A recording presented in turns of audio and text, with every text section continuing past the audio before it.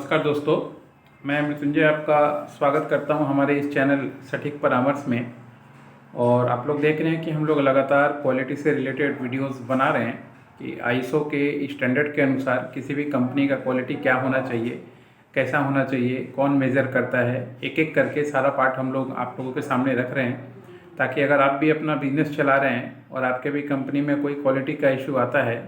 देखिए 99 क्या 100%, 101% कंपनी में क्वालिटी का इशू रहता है कि क्वालिटी को कैसे हमेशा बेटर बनाया जाए, कैसे हमेशा ठीक किया जाए, कैसे कंट्रोल किया जाए, कैसे प्लान किया जाए, कैसे अचीव किया जाए, कैसे उसको लगातार इम्प्रूव किया जाए। ये एक पार्ट होता है 9001 2015 QMS क्वालिटी का, जो लगभग हर एक कंपनी में होना चाहिए। अगर किसी कंपनी में ये सब प्रोसेस है तो वो कंपनी कभी भी फेलियर या पीछे मुड़ के नहीं देख सकती है, वो हमेशा ग्रोथ में ही रहती है। और छोटे छोटे बिजनेसमैन अपना जमा पूंजी पूरा लगा के, पूरा पैसा लगा के, पूरा एनर्जी लगा के, पूरा टाइम लगा के अपना बिजनेस खड़ा करते हैं, मगर इस छोटे छोटे पैरामीटर को कंप्लीट नहीं कर पाते हैं या नहीं जान पाते हैं, जिसकी वजह से उनका बिजनेस लॉस हो जाता है या उनको बिजनेस में पैसे का नुकसान झेलना पड़ता है। तो अगर आपकी भी कंपनी है, आप भी चाहते हैं कि इस तरह का कोई क्वालिटी पैरामीटर आपको बना के दे, तो उसके लिए हमारी कंपनी इफ़िशियंट है। आपके प्रोडक्ट या चीज़ों को जान के, आपके कंपनी का हिस्ट्री जान के, आपको प्रोडक्ट के बेस के अनुसार क्वालिटी कंट्रोल का जो सिस्टम होता है वो हम डिज़ाइन करके देते हैं।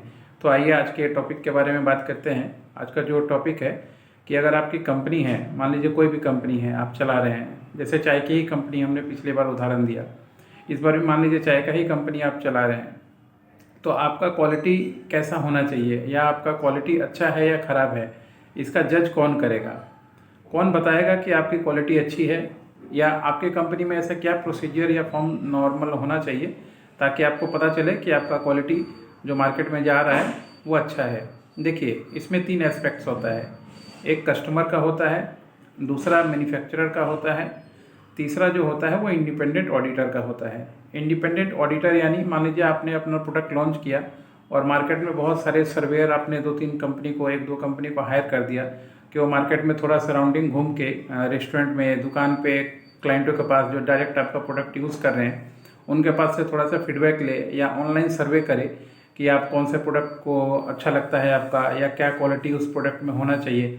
ऐसे बहुत सी थर्ड पार्टी इंस्पेक्शन बॉडी होते हैं जो ऐसा काम करके देते हैं, और बड़ी बड़ी कंपनियां जो हैं इस पे करोड़ों अरबों रुपए खर्च करती हैं ये सर्वे जानने के लिए कि उनकी प्रोडक्ट में क्या कमी है, या अच्छा है तो दूसरे से किस मुकाबले वो अच्छा है। एक ये कंसर्न होता है।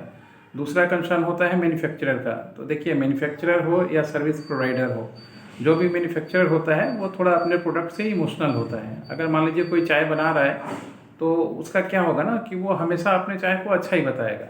वो कितना भी अगर थोड़ा सा लैकिंग भी होगा तो वो इमोशन उसके साथ जुड़ा हुआ है कि उसका प्रोडक्ट मतलब उसकी कंपनी है, डायरेक्ट नहीं है तो अच्छा ही है, पिछले बार से अच्छा है, या पहले अच्छा है, या दूसरी कंपनी जो दे रही है उससे अच्छा है। बहुत सारा लॉजिकल तर्क देके वो अपनी बात को, क्वालिटी को सोचेगा कि मनवाने की कोशिश करेगा कि नहीं हम बेटर हैं। मगर अगर आप मैन्युफैक्चरर हैं, सर्विस प्रोवाइडर हैं, अगर सही में हैं, तो आप जो क्वालिटी मेंटेन करते हैं कंपनी में वो आप रखिए।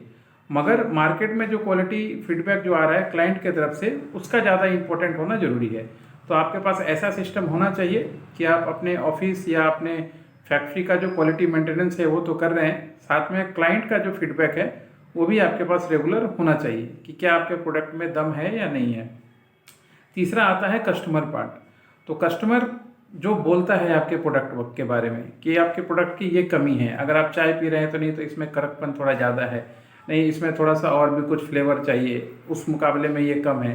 तो हमेशा क्लाइंट जो होता है वो बेस्ट जज होता है किसी भी कंपनी की क्वालिटी के लिए, कि कौन सी कंपनी क्या बना रही है या नहीं बना रही है, अच्छा काम कर रही है या नहीं कर रही है। अल्टीमेटली लास्ट फीडबैक जो माना जाता है हम लोगों के आईएसओ के स्टैंडर्ड के अनुसार, कंपनी का तो क्वालिटी बना के दिया ही जाता है, मैनेजमेंट का ही क्वालिटी बना के दिया जाता है कैसा होना चाहिए। अल्टीमेटली जो क्वालिटी होता है, पैरामीटर जो चेक करने का तरीका होता है वो कस्टमर का ही होता है कि कस्टमर आपके प्रोडक्ट के बारे में क्या बोल रहा है, कस्टमर क्या सोच रहा है आपके प्रोडक्ट के बारे में, और वो फीडबैक आप तक पहुंच रहा है कि नहीं पहुंच रहा है। पता चला आपके पास रिटेलर का फीडबैक पहुंच रहा है, डायरेक्ट यूज़र का फीडबैक नहीं पहुंच रहा है, पता चला आपके पास होलसेलर का पहुंच रहा है, डायरेक्ट का नहीं पहुंच रहा है। तो जब तक आपके पास डायरेक्ट क्लाइंट का फीडबैक नहीं पहुंचेगा किसी भी काम में मैन्युफैक्चरिंग आप कुछ भी करें, जैसे चाय बना रहे हैं तो क्लाइंट अगर लास्ट यूज़र जो है उसका पता नहीं चल रहा है कि हाँ ये पी के क्या महसूस कर रहा है, तब तक आप अपनी क्वालिटी में सुधार करना बड़ा ही मुश्किल है। आप अपने तरीके से जितना भी काम कर लीजिए इनफ है, मगर अल्टीमेट आपका ब्रांड तभी चलेगा जब आप कस्टमर को इंटरेक्ट कीजिएगा अपने साथ। इसलिए देखिएगा बहुत सी कंपनियां डायरेक्ट कंपनी कस्टमर के साथ सर्वे करती हैं, टीम लगाती हैं, अपना एंड यूज़र जो है उसको क्या फीलिंग हो रहा है, या बहुत सारे प्रोग्राम या प्रमोशनल ऐसा करती हैं ताकि वो इंटरेक्ट कर पाएँ